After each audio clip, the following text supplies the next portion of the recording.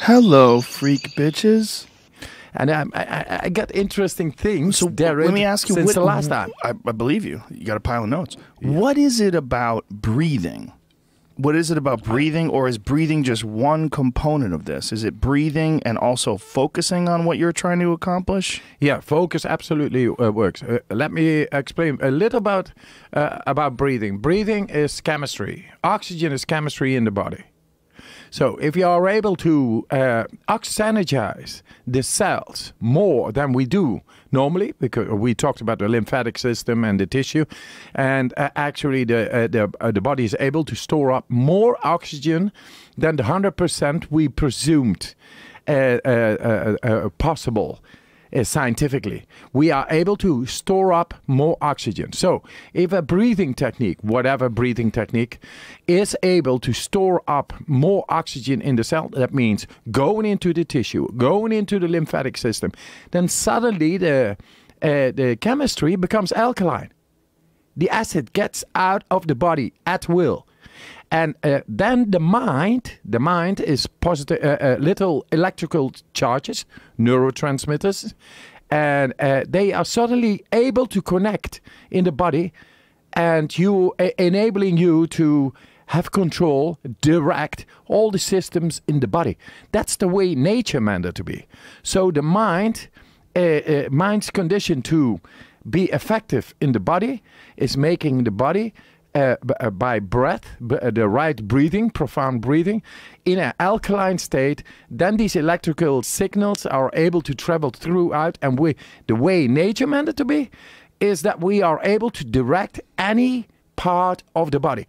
So the immune system, endocrine system, the lymphatic system, vascular, all the systems. We told a little bit last time, but I got more direct evidence now. And right now we are working with the universities on the brain, on, say, emotional reactivity, and they see incredible things that we actually are able to get in those places where emotion exists. And we think, yeah, emotion, where is it? Where is it? But it is translated also as something chemical.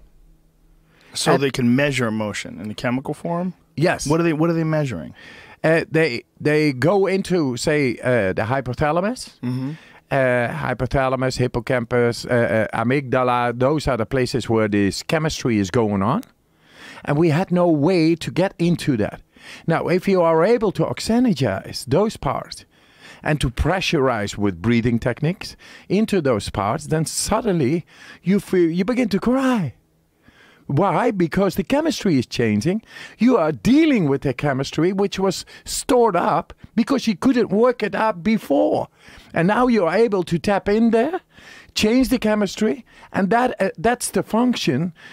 You are not able to deal with it now. So later when you have peace and you are somewhere not stressful, then work on it. And breathing does it. It positively influences the chemistry in the depth of the brain. You know what happens? You create 25% more blood flow, and blood flow is with oxygen Through your breathing. Yes. Well, it makes sense because your blood is it's carrying oxygen, right? So the more oxygen you provide your blood, and you are definitely providing it more with these big, long, deep breaths and these techniques that you pursue. Yes, manipulating up the spine, the central nervous system, up till the tunnel of the light, the brainstem is at top. So if you pressurize after inhaling, exhaling, like we did last time, you did about 3 minutes almost without air in the lungs. Very good. First round. Is very promising for the next rounds because you get more and more oxygen. It's only to show that you are able to store up oxygen far more than you ever used before.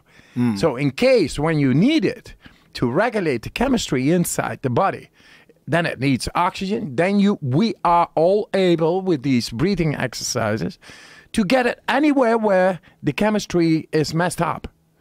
And a chemistry messed up will send off a signal but we are not mostly not listening because we got worries and we need to do the deadline and this and that.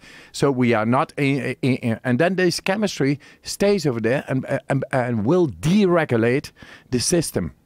And then we become sick and we don't know what's happening. We go to the doctor and or the psychiatrist because we could become depressed and all. But we are very able to get into any place in the body, and in this case, the brain, where and we do all these studies now with the university. They say cognitive therapy, just talking to each other in the psychology and psychotherapy, that's not enough. That was a conference with 200 experts, and they did this breathing. And then they said, wow, talking only is not enough. But if you do this breathing, then you really get into the brain. And then suddenly you get a sense of control. Because you're creating this extra circulation of blood. Yes. Together with oxygen, making it alkaline. Then suddenly the blockage is created because of wrong chemistry, because of trauma, or anxiety, or grief. Then suddenly that chemistry is being dealt with, and you get balance. Simple. And we keep it simple and try to get this web of our thoughts, thinking of so many difficulties and complications. What is emotion? What is fear? What is PTSD? What is trauma? What is depression? We don't know where it is in the brain. Just get all the brain full of oxygen, get the alkalinity up, and you are able to steer by going through the spine, up in your head, and do it all.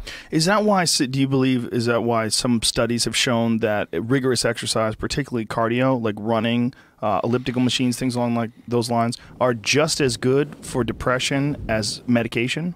Absolutely, absolutely. It's dealing with the oxygen tension. And forcing, when you think those giant deep breaths you take when you're jogging or something. Yes, and when you do those things, you actually create the body to be effective with the oxygen. Then suddenly different mechanisms are at work, more oxygen is coming in, and the chemistry is balancing out. Depression is caused by wrong chemistry creating inflammation. I'm a regular exerciser, but sometimes